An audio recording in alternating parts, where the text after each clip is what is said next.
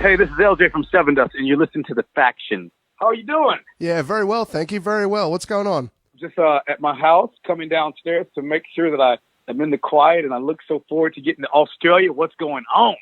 Fantastic, man. You guys are headed down in April, starting off on the 25th in Brisbane, 26th in Sydney, 27th in Melbourne, the 29th in Adelaide, and the 30th in Perth. How are you looking forward to that? Oh, my goodness, man. I'll tell you what. I can't wait. I've said it all day long today. Australia to me is like, I don't know, it's just a magic place, a place that I can't wait to bring my family back to. Over the years, we've built this incredible relationship with, I don't say fans, I say family, that not only when we come to Australia, but they come to the States to hang out with us, man. It's crazy. So I look forward to seeing my mates that have been over here within the last few years. You know what I mean? So it's just cool. It's a contagious energy when we get over there.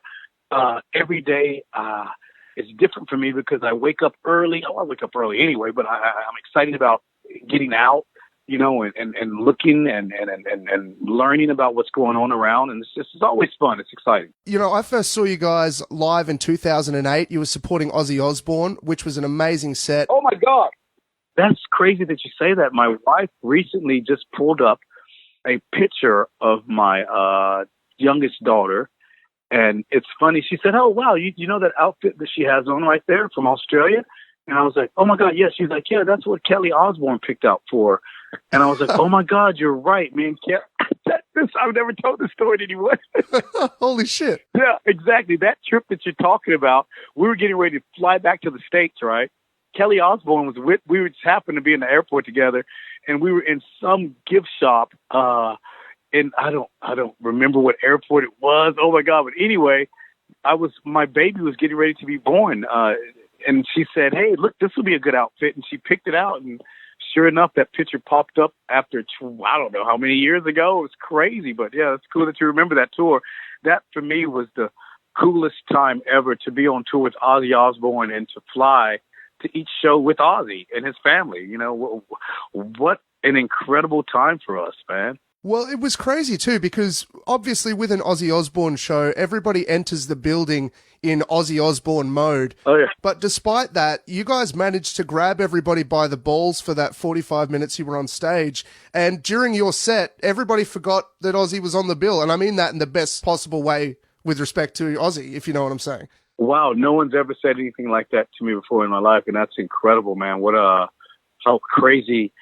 That's just amazing. Thank you so much. And, you know, for me to be on that stage and to hear that crowd roar and to build that energy was incredible. And then to imagine me to be on stage and to watch Sharon Osbourne, watch Zach, my buddy Zach Wild, play his solo and tap her foot like, all right, this solo's a little too long. was so cool to see every night, you know. But I'm kidding, but you know what I mean. Like, what an experience as an artist to be there with them, and I would love to hopefully do that again. You know, Ozzy says he's retiring, but I don't think that's ever going to happen. I don't think so either. Hey, maybe you can make that happen. Put it in the press. Put it in the press. Let's make it happen. Yeah, all right. Well, we'll just announce it, even though it's not announced, and we'll see what happens from there. There you go. I'll be there. LJ's here. This is weird. Well, everybody listening to the show has just heard the lead single from the latest Sevendust record, All I See Is War. The single's called Dirty. The album came out last year, and it's had a great reception worldwide. How's everything been for you guys taking all of this material on the road? You know what? It's been fun. It's been exciting. It's been really cool. And also, let me let you know, with Rise Records being behind us now, it's been such a different air about the band. We've done 3 or 4 videos. You know, it's been incredible.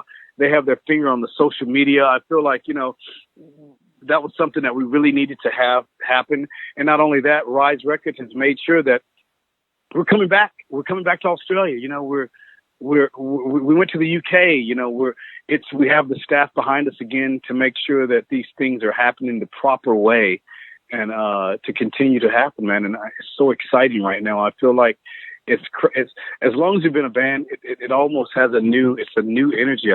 It feels new. You know what I mean? Does that make sense? It feels like this new fire underneath us, and it's like, I didn't think that we would have this type of energy this long down the road. I feel like it's a new beginning, and it's a great feeling. It's great to hear that. I mean, being 24 years into the band, and you've ridden so many waves throughout your time as Sevendust. You've gone through the CD era, you've gone through the Napster era, and you've made it out the other side. And obviously, when you released the album Next in 2005, that was a good representation of a shitty situation as far as how bad things can, turn out for a band that has got such a strong career and such a strong back catalogue. It's great to see that now you've got a label that understands the Spotify market, the streaming services and all that, and is making that work for you. Absolutely, man. How incredible. And that was one of the things that it was so fun to get courted by record labels. You forgot the days of bands getting signed. I was like, what is that? Oh my God, what? Somebody wants to sign the band? What's going on? Oh, wow. And then we dove into it and realized that there was a lot of people out there that are still signing bands. And how fun was it to court and to see who would fit with us the best at this time in our career. And it seemed like Rise would be young, hungry, and they gave us a certain amount of respect that I felt like was very, very awesome to receive at where we're at in our lives right now. So it was just really cool to partner up with them. It's not like these guys are the machine. It's like we have a partnership with them. That's awesome, and it's always nice to be the prettiest girl at the dance too.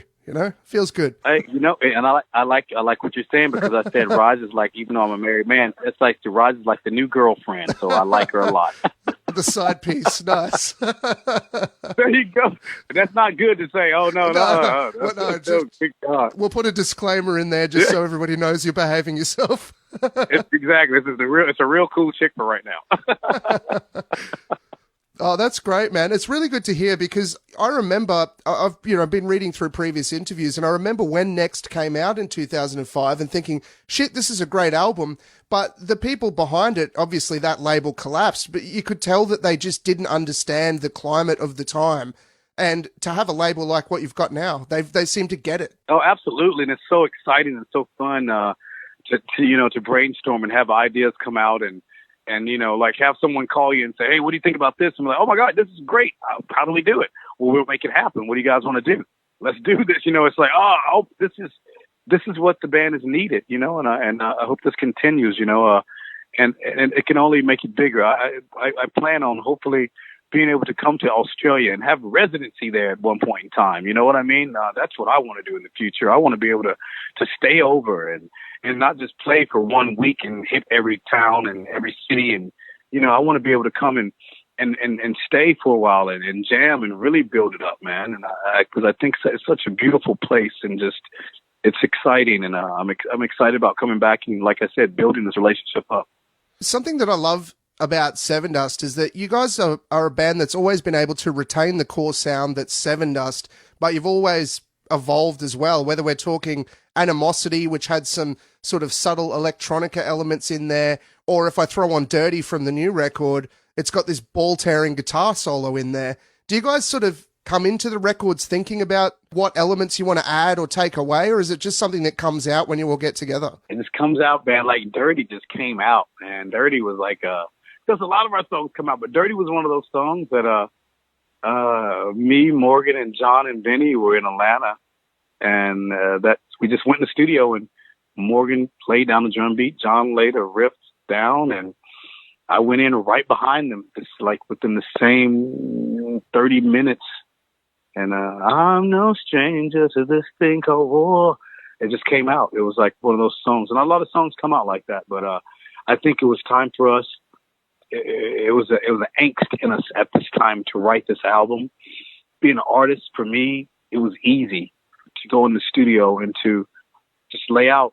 I didn't have to write lyrics for it. I just had to sing what came off my heart and what was in my mind, and what I felt, and then of course after that you have to hone in. But yeah, that song Dirty came out like that. That was an easy song. That was like, and that was so funny. That was the first single. So it really meant a lot. Isn't it interesting how that works? I mean, whether we're talking Black Sabbath Paranoid, where they had 3 minutes to fill on the end of a record and they went, well, I've got this riff, I've got this, and knocked it out, and it's their biggest song, or whether we're talking Michael Jackson, Man in the Mirror, the guy who wrote that, wrote it in 5 minutes. Sometimes it's almost like an out-of-body experience where these great songs they just fucking appear. Oh, absolutely, man. It's magic. I love it. You know, like the song Angel Son. I never had lyrics up until I went to the studio under pressure because we had to write this song for my dear friend that passed away. And I didn't understand death at that time in my life. And I didn't know how to write a song about someone that died. So when I went in that studio, I didn't have anything. And when that song came around, I said, just play it and let's see what happens. And that's what came out. Life's changing. I can't go on without you. And I couldn't believe it. And like you just said, an out-of-body experience. I could look at myself singing that like, what is happening right now? And then the second verse came around, and I didn't have anything for that either. And it came around, and then I sang it. And it came out like, what's going on? You know, there's definitely a higher power, and I felt like Lynn was there with me. And, you know, whatever energies are around or whatever you believe in, you have to believe in something, whatever that was, it was there. That's a perfect example, because if there was a song that I had to think you would sit down and write and rewrite, it would have been Angel's Son. But it's interesting that it's about somebody that had departed, and then it was almost like he wrote it for you in a weird way. Oh, my goodness, man. Let me tell you, I got chill bumps right now, and when I sing that song, I still, to this day, is manifested. Not only about him, but anyone that's lost anyone can relate to that song. But yeah, I promise you, when I went in the studio, I had nothing. I had not a clue, not even a melody of what I was going to sing. And it came out just like that. And that was one, you know, and a few songs have happened like that, but Angel Son was probably one of the most, you know, Dirty was great too. You know, there's a lot of other ones, you know, Shine, several other songs that we've done in the past. But yeah, those songs are the ones that are, yeah, that's crazy that you said that. You would think that that was a song that you had to write down. Yeah, I couldn't, because it happened so soon, so fast. We were on the road when it happened. He was at home, and we had just got off tour, and he was killed in this brutal car wreck. And they asked us to be a part of this album, this tribute album for him. And I remember being on the tour bus and pulling into Phoenix in the studio and being there and seeing the guys in Snot, the remainders of the guys in the band. And I didn't want to let them down, and I just said, turn the lights down. And like I said, that song came out, man. So, yeah, it was magic. It's incredible that we're talking about that. That's a great, well, it's a sad story, but it's a great story, man. I don't think there's a better way to pay tribute to somebody than Angel's Son. You guys did a fantastic job there. Oh, well, thank you so much, man. And, you know, that song not only goes out to Lynn, but it goes out to any of our brothers or sisters, aunts, uncles, granddaddies, cousins, everybody, man. You know, and as we get older, I'm 46 years old, and I understand that, you know, we see people pass, and as we get older, we see more of that. And that song is a healing song to me still to this day. Another record that I love that you guys did was the Southside Double Wide Acoustic Live record. And you guys obviously continued with the idea of creating acoustic-based music with the 2014 album Time Travelers and Bonfires. Woo! Yeah. How did that idea come about? Well, you know, after, like you just said, Southside Double Wide, it was so fun to do. And you know, we were able to, what I loved about it was, it put us under the microscope. A lot of songs are written by acoustic. A lot of people don't know that. But it was able to put us as a band under the microscope to say, wow, this ain't no joke. These guys are doing what they do. And, you know, for me as a vocalist, I'm able to even showcase a little bit more of what I can do. So, of course, years and years go by, and we have this chance to do it again and to try to bring that live energy. And it was even more exciting in 2014 because I can't believe there was a pit going on in a lot of the shows. When we're sitting down, rocking out, and I mean, these guys are slammed, and you know, I'm like, take it easy. So it lets you know the energy was still there no matter what. The decimals were brought down. You know, we still brought the acoustics up, but it was really fun and exciting to see, and I can't wait to do that again.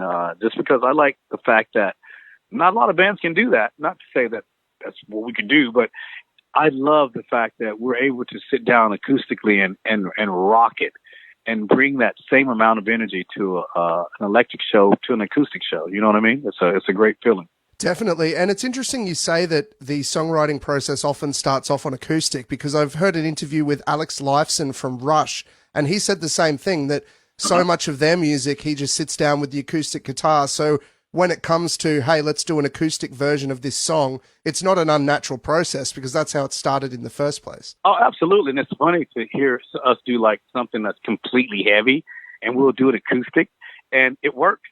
You know, it might not work all the way, but it works and they get it and it's fun. It's like, it's still a guitar, you know, it's still the strings, it's still the same notes, we're hitting it all, but you know, it's not magnified like you guys probably want to hear it. But hey, guess what? This is the sound. This is the music. You know, it's all about all of it. You know, I love all music, man. It makes the world go round. I couldn't imagine what this world would be like without it. You know, what we have to talk about other than crazy stuff that's going on. You know. Yeah, true. That's a really good point. And I mean, it's been a long time since we've seen a live concert DVD of Sevendust. Are there any plans to record a full live show at any point? Absolutely. I think that's definitely happening with Rise, and that's something we're talking about right now. So we'll see what's happening in the future. There's so much more to do. Oh, good God. That might be something that we could do on this next tour with Tremonti, which we're getting ready to hit on February. So I'm so excited about going out with Mr. Mark Tremonti from Alter Bridge and Creed and one of my good friends, and I would hope to bring that tour over to you guys, or maybe hopefully bring Sevendust and Alter Bridge over there, or Sevendust and Tremonti. So, you know, who knows? Who knows? But let me tell you, I don't know. I think something might be brewing, just saying. That would be great, man. Yes, sir. It's been fantastic to talk to you. The tour kicks off on the 25th of April and ends on the 30th in Perth. It's going Brisbane, Sydney, Melbourne, Adelaide, and Perth. And I don't know if you know this, but a lot of the time Adelaide and Perth miss out on international acts. So it's fantastic that you guys are visiting both of those cities, and I'm sure the fans are going to be over the fucking moon. They're going to love it. So what you're telling me it's going to be on and popping when we get there then? Oh, it's going to be insane. Don't worry about that. We'll bring the heat. We'll be drunk. We'll do it.